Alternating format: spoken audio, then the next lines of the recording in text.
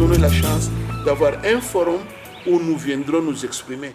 Internautes, bienvenue dans votre forum, bienvenue encore dans votre émission La Causerie, une émission dans laquelle nous sensibilisons nos jeunes Congolais à prendre des bonnes voies. Merci encore de nous recevoir sur cette plateforme Béni TV officielle. Merci pour vos suggestions, merci pour vos commentaires et n'arrêtez jamais de nous suggérer quelque chose pour nous permettre d'avancer dans le bon sens. Nous recevons encore pour vous Monsieur Kibwembu Kikoudji, président du PIGEM et kabiliste, musée kabiliste. Bonjour Monsieur Kibwe. Bonjour camarades. Comment allez-vous? Sinon nous allons bien.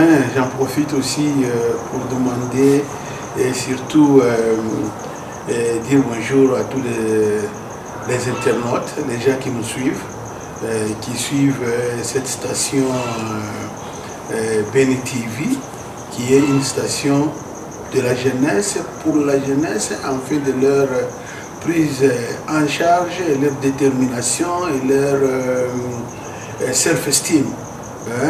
Pour que les jeunes Congolais se sentent vraiment Congolais, être fiers de leur nationalité, être fiers d'eux-mêmes, pour qu'ils puissent prendre en charge leur grand pays, la République démocratique du Congo. Voilà. Soyez les bienvenus, chers jeunes. Sans plus tarder, nous avons notre sujet du jour, l'idéologie de Musée Kabila vis-à-vis de la jeunesse. Très cher Monsieur Kibwe, pouvez-vous nous parler en quelques mots quelle était le principal idée de Musée Kabila face à cette jeunesse congolaise? Vous savez, personnellement, j'ai eu à échanger avec M. Laurent Désiré Kabila à maintes reprises. M. Kabila, lorsqu'il parlait de la jeunesse congolaise, il rêvait de faire de cette jeunesse une jeunesse responsable, une jeunesse qui allait développer son pays, qui allait le défendre et qui allait être digne d'être appelé Congolais. Les idées de Mzé allaient au-delà. Lorsque vous parlez avec lui de sa jeunesse, de la façon qu'il la voyait, mon ami, c'est tout un monde que Mzé imaginait avec la jeunesse. C'est ainsi que nous avons la chance, nous, aujourd'hui, avec le Parti progressiste pour l'intégration de la jeunesse montante, de pénétrer dans les idées de M. Laurent Désiré Kabila. Et en pénétrant dans ces idées, quoique nous aurons peut-être des difficultés à traduire exactement ce qu'il voulait faire, mais je crois que l'essentiel, nous pourrons les traduire.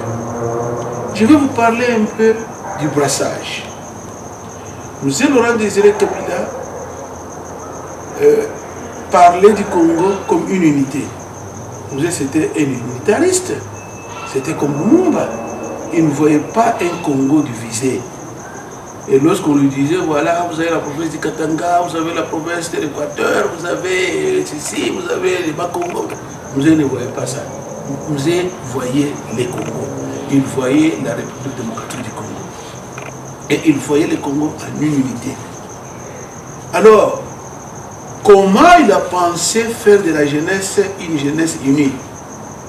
Vous vous rappellerez de l'histoire de Kanyama Kasese et des autres différents sites que Mzé avait localisés pour les brassages de la jeunesse.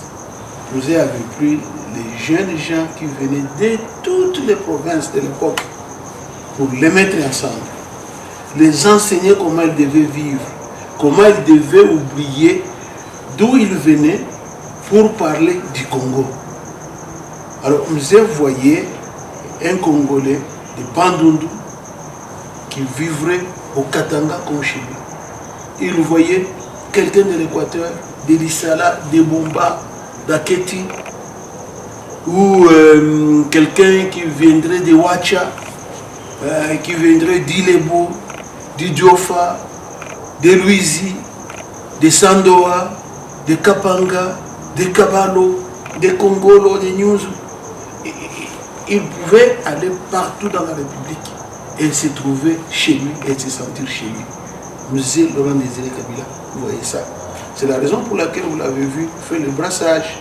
Lorsqu'il avait formé Kanyama Kassese, il avait pris les jeunes gens qui venaient de partout, tous envoyés à Kanyama Kassese pour apprendre à vivre ensemble, à se respecter, à s'aimer surtout et à aimer la République. Alors, vous voyez ça. Il voyait un pays uni, un pays unitaire, et un pays qui devait aller de l'avant avec la jeunesse. Aujourd'hui, en République démocratique du Congo, nos politiciens ont instauré un nouveau système de vie, c'est-à-dire le tribalisme. Comment comptez-vous restaurer la cohésion nationale face à ce fléau qui est en train de prendre de l'espace? Vous savez, il suffit de regarder dans l'histoire de notre pays. Si vous regardez dans l'histoire de notre pays, vous allez voir que les Congolais n'est pas fait pour être tribalistes. Le Congo, c'est un grand pays.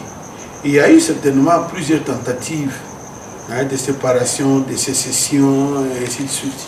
Vous vous rappellerez de la sécession de Kassai, vous vous rappellerez avec Kalonji Tunga, vous vous rappellerez de la sécession katangaise avec Tchombe Moïse, et ainsi de suite.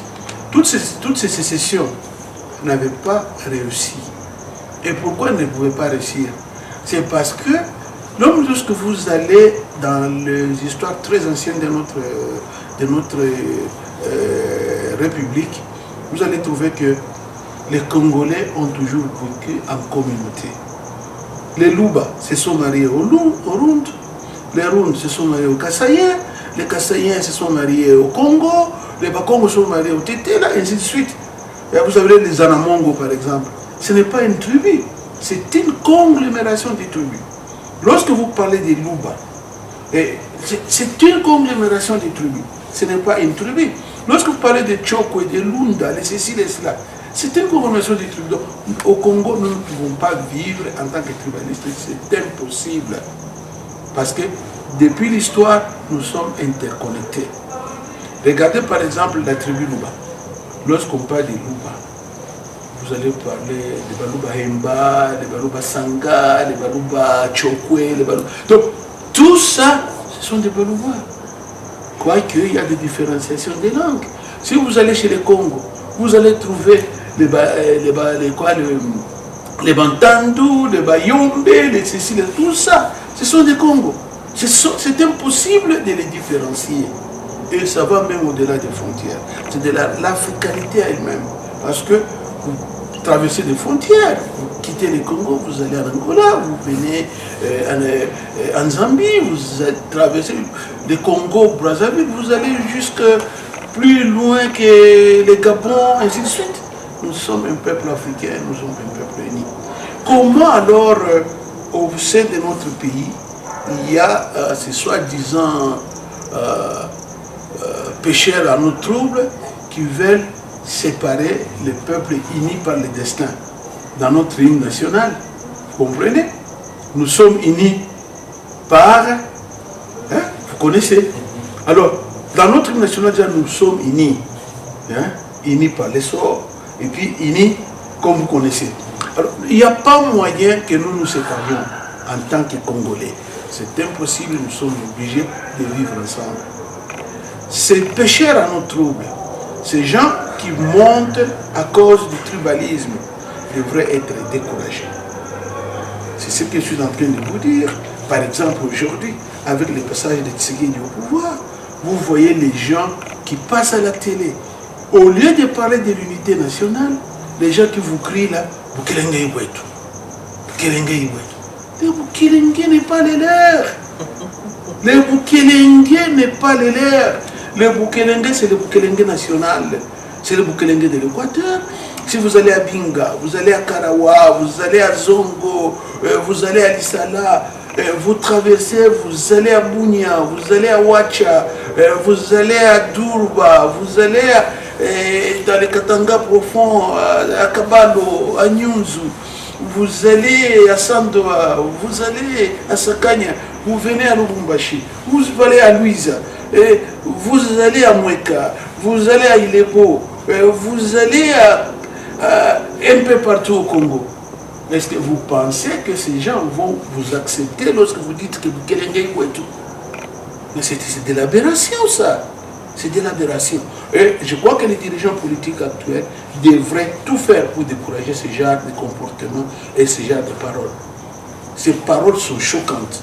Moi, en tant que Congolais, lorsque quelqu'un, un Kassaïen, vient chez moi pour me dire « Hey, Kelenge Iwetu », il m'énerve. Hier, lorsque Kabila Joseph était au pouvoir, je suis parenté avec lui. Est-ce que j'avais crié tout haut que Bukelenge était pour nous? Non. Laurent Désiré Kabila a été là-bas. On n'a jamais crié de Bukelenge Iwetu. Mobutu était là. Les Ngwandi n'ont jamais dit que le Bukelenge était le Boulélé.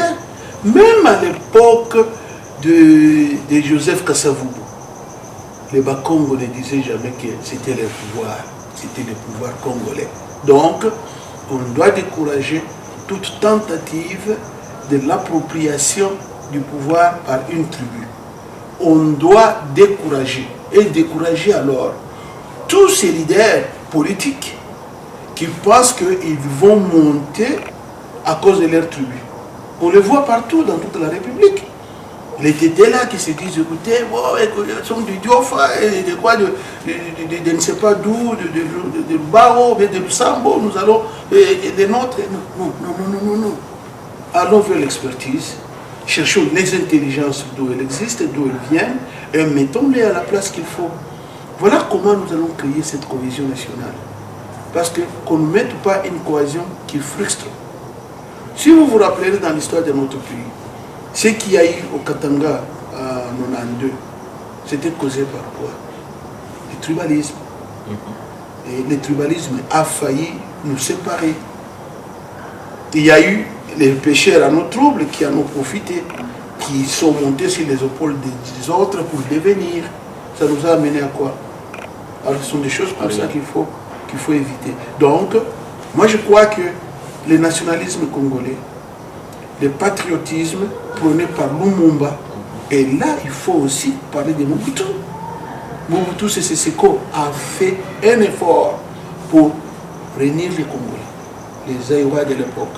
Il disait lui-même, Papa Bo Moko, Pays Bo Moko, Mokonzi Bo Moko, tout et tout. Mobutu l'a fait.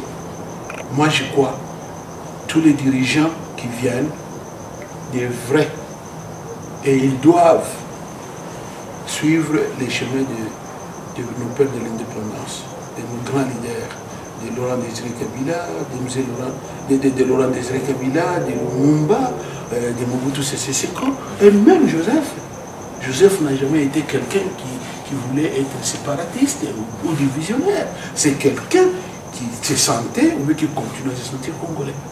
Quoique les gens racontent des conneries sur ses origines, des histoires comme ça. Mais c'est un Congolais pur et qui se sent Congolais. Tout ce qu'on doit faire, c'est travailler pour cette unification, que les gens se sentent vraiment Congolais. Partout où ils sont et partout où ils iront pour défendre la nation. Étant président d'un parti politique et leader d'opinion, vous, au PIGEN, quelles sont les stratégies mises en place pour que ces Congolais du Haut-Katanga, ces Congolais du Kasaï, ces Congolais du Congo central, de l'Équateur, puissent retrouver cet amour du commencement entre eux-mêmes? Je vous ai dit de vous référer à l'histoire de notre pays. Mobutu avait fait cela. Il y a le brassage que Laurent Désiré Kabila avait fait. Lorsqu'il avait fait Kanyamaka Cécile, il avait fait le brassage. Nous, au sein du Parti progressiste pour l'intégration de la jeunesse montante, nous rêvons la même chose. D'ailleurs, la constitution de notre pays ne dit pas que pour devenir gouverneur, il faut se mettre gouverneur il faut devenir gouverneur du Haut-Katanga. Effectivement, il faut ça, être du Haut-Katanga. Mais... Pour devenir gouverneur de l'Équateur, disons de la Chuapa ou bien de la Mongala ou du Haut-Tuélé, il faut être originaire de là. Non. Effectivement, même moi à je la crois CENI, que quand vous tout ce qu'on devait faire, c'est de faire ça aussi. Qu'on fasse le brassage. Au Katanga, nous avons connu un certain Koya Diallo, qui a été parmi les grands gouverneurs qu'on a beaucoup aimé au Katanga. Koya Diallo était de l'Équateur. Ce monsieur a travaillé pour le Katanga. Il n'a pas été là pour dire écoutez, je suis de l'Équateur. Il a construit le Katanga, il a travaillé en toute âme et conscience. Vous avez vu à l'époque de Mano Simba. Mano Simba était gouverneur dans les Grands Kivu. Il avait dirigé les Kivu. Mais c'était un Katangien qui a dirigé les Grands Kivu.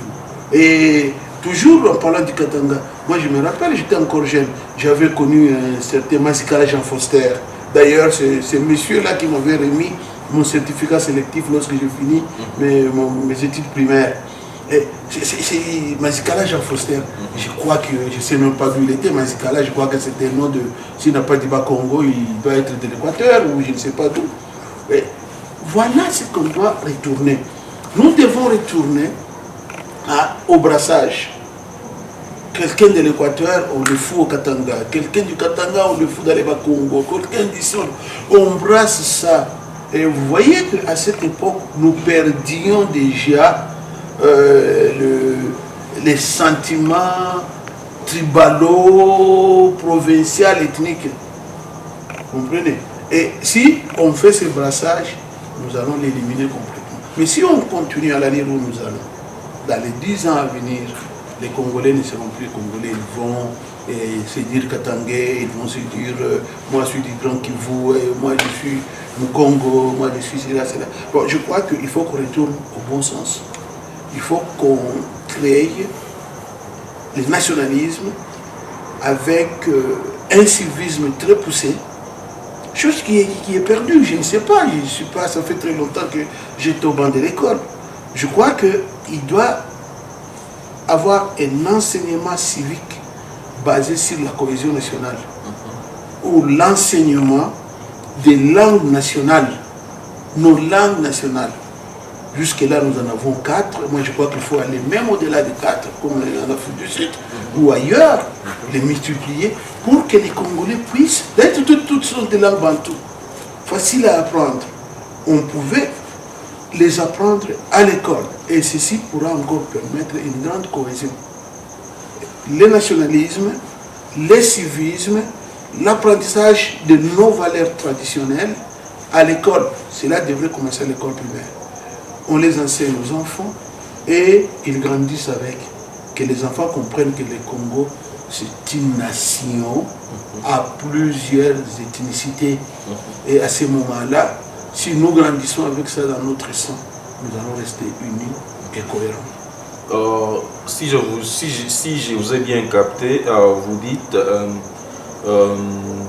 si il faut qu'on s'investit dans ça, on doit instaurer un système d'éducation dans les langues, c'est ça?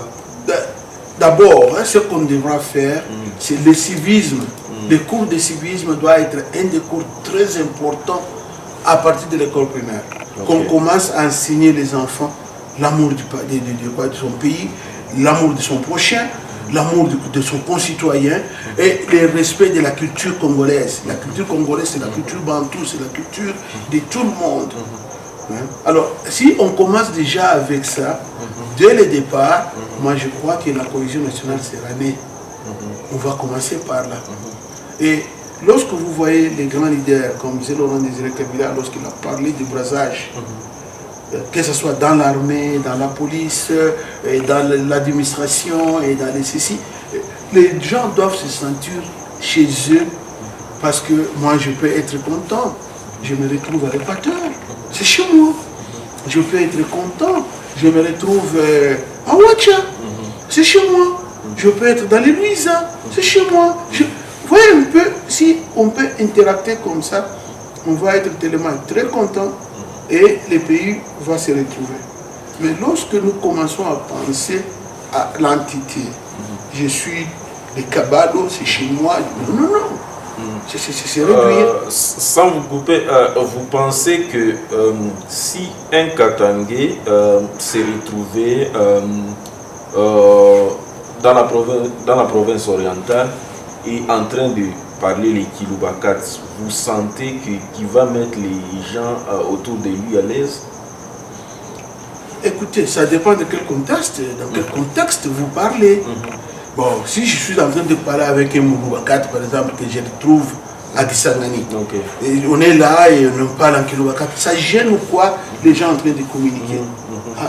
Les gens, les Baboubolé ou bien les Lokele de Kisangani pourraient dire, ah, ça c'est un compatriote du Katanga. Effectivement. De la même façon que moi je trouverais quelqu'un de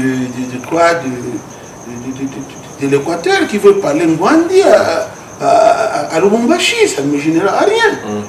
Mais ça devient bidon et bizarre lorsque celui-là vient ici au Katanga pour se dire, écoutez, moi je suis supérieur à vous pour telle ou telle raison, parce que peut-être Mobutu est au pouvoir et que c'est nous les Bangwandi qui sommes au pouvoir, voilà, c'est de Bukele Neibo et tout. Là, ça ne va pas. C'est là que vient le problème. C'est là que vient le problème. Vous savez, la désorganisation de la jeunesse, et elle vient de là.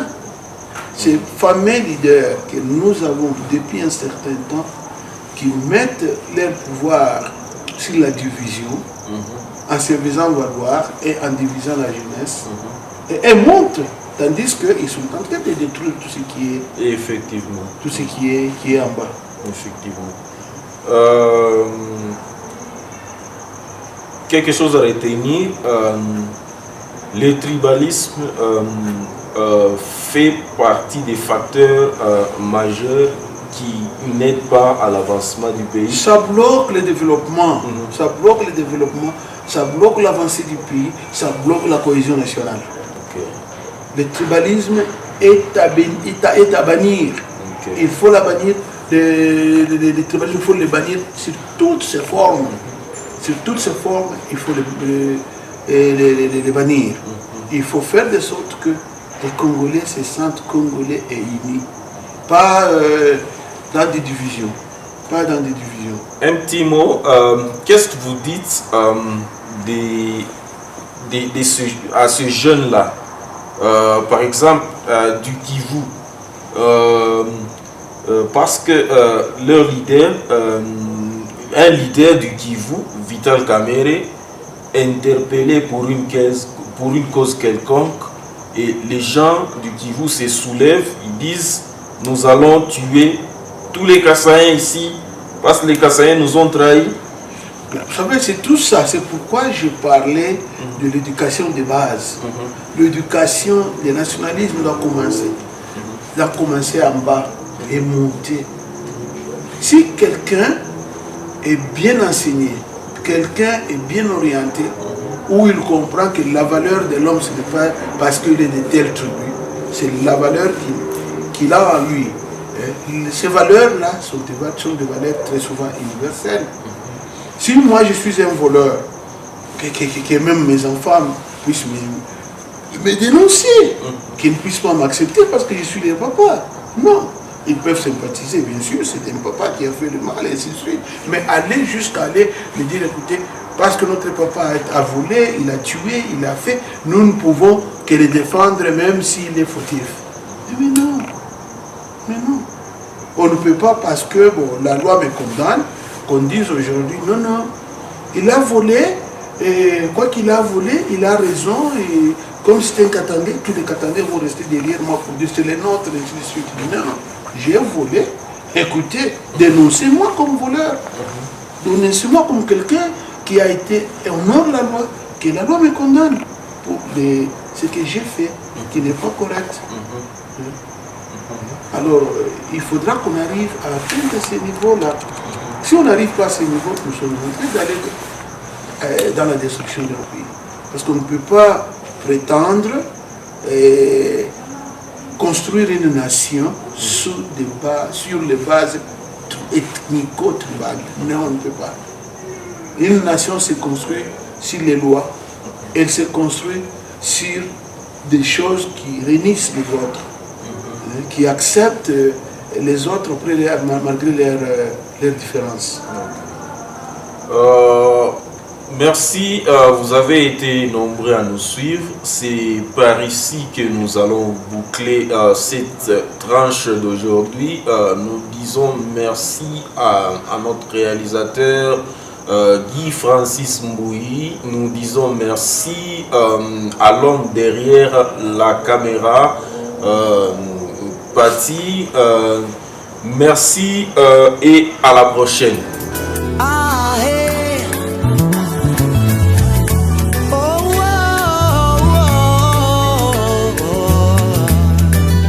Nous allons nous donner la chance d'avoir un forum où nous viendrons nous exprimer.